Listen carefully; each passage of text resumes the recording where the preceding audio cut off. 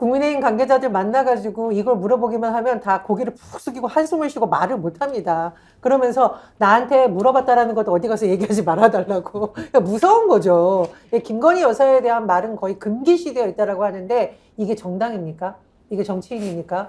전 진짜 묻고 싶고요. 자, 한동훈 장관이 딱 등장하실 때 배경음악으로 그대 앞에만 서면 나는 왜 작아지는가 그 음악 깔아드리면서 김건희 여사 앞에만 서면 왜 한동훈 법무부 장관은 약해지는가 라고 묻지 않을 수가 없어요. 저는 한동훈 장관이 이렇게 애매모호한 태도 취하는 이상은 차기 정치인으로서 독립할 수 있는 가능성 적다고 보고요. 아까 말씀하셨는데 뭐 대통령에게 충성한다라고 하는데 이 정도면 대통령에 충성하는 것이 아니라 김건희 여사에 충성한다고 봐야 되는 거죠. 명백하게 지금 동영상 다 나온 상황에 대해서 모른다라고 해서 빠져나갈 수 있는 문제는 좀 아니라고 봅니다. 자, 민주당 굉장히 좋아지고 있습니다. 뭐 이낙연 전 대표가 지금 뭐 신당 차린다는 이야기 나오고 이런저런 상황에서 특검법을 다루는 지금 윤석열 정부와 집권 여당의 방식으로 보면 참 하책의 하수를 쓰고 있는 것 아니냐 이런 생각이 좀 들어서 답답한 마음도 드는데, 자, 결국 그러면 특검법은 지금 현재 상태대로 가면 민주당이 밀어붙이고 이제 12월 28일로 지금 예정되어 있지 않습니까? 그것은 이제 합의한 여야의 그 국회의사 일정에 따라서 반드시 처리하게 되는데 그때까지 큰 변동 없이 갈 것이다 라고 보시는지, 아니면 그때까지 극적으로 반전의 상황이 올 수 있다. 임 소장님, 제가 일부러 대답을 좀 부탁드리겠습니다. 그럴 상황이 올 수도 있다고 전제하는 시나리오는 불가능합니까? 아, 택도 없는 소리죠. 택도 없는 소리다. 택도 없는 소리라고 봅니다. 지금 상황에서 만약에 반전이 된다? 김건희 특검법에 대한 반전이 있다? 민주당이 그걸 견딜 수 있을까요? 절대 못 견딜 겁니다. 그럴 일도 없을 거라고 보고요. 끝까지 밀어붙일 것이고, 더 나아가서는 사실 지금 김건희 특검법에는 양평 고속도로 건이라던가 지금 뇌물수수, 고가품 뇌물수수의 건은 있지도 않아요. 그냥 주가 조작에 대한 의혹밖에 없습니다. 저는 더 나아가서 민주당이 이번에 고가 뇌물품 수수 건과 양평 고속도로까지 얹어야 된다고 봐요. 그렇게 실제적으로 실무적으로 가능할지는 이제 아마 따져봐야 될 것 같은데요.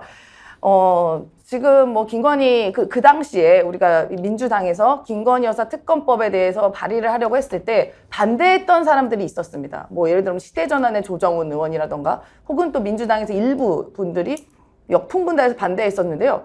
역풍이 어디 있습니까? 지금 이렇게 많이 나오는데 이거 반대하고 바뀐 결과가 나오면요, 그거야말로 정말 국민적인 역풍을 부는 겁니다.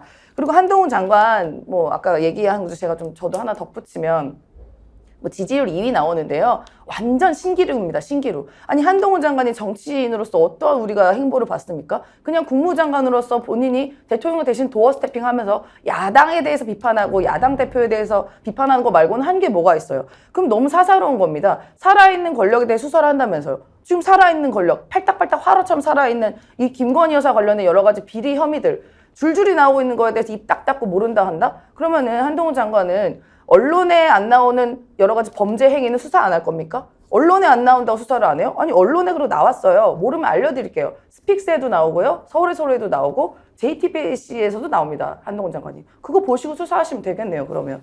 그리고 한동훈 장관이 왜 대통령 뭐 지지율 2위 나오는 거는 언론을 통한 강제 관심 주입이라고 봅니다. 그래서 마치 무슨 대단히 세련되고 뭐 새로운 인물처럼 보이지만요, 한동훈 장관의 그림자 뒤에는 윤석열 대통령이 서 있어요. 그러니까 이른바 한동훈 장관 이 꼴 뭐냐, 약간 세련되고 술 안 먹는 윤석열 대통령입니다.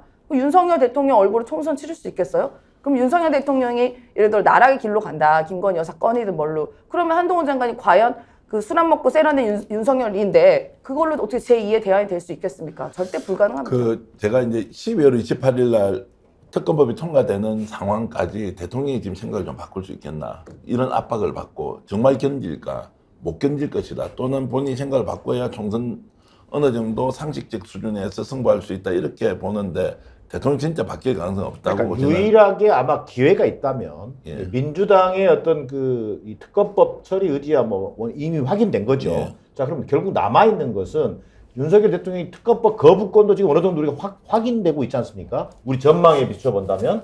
그런데 만약에 이번에 네덜란드 다녀와서 집권 여당 내 어떤 정무적 컨트롤 타워가 좀 움직인다, 이게 김건희 여사 리스크가 이게 만만치가 않다, 이게 특검법 거부권 행사에도 큰 부담을 줄 가능성이 크다. 자, 그렇다면 뭔가 여기서 하나의 장치를 만들어야 되겠다. 이러다가는 보수 폭망한다, 총선 폭망, 그다음에 결국은 식물 정권. 이 가능성을 어떻게 우리가 그냥 두고 볼 수 있느냐. 자, 그러면 제가 볼 때 거기서 건져낼 수 있는 것이 이번에 명품백 이 문제와 관련해서 이것은 어찌 보면 움직일 수도 없는 사실이거든요.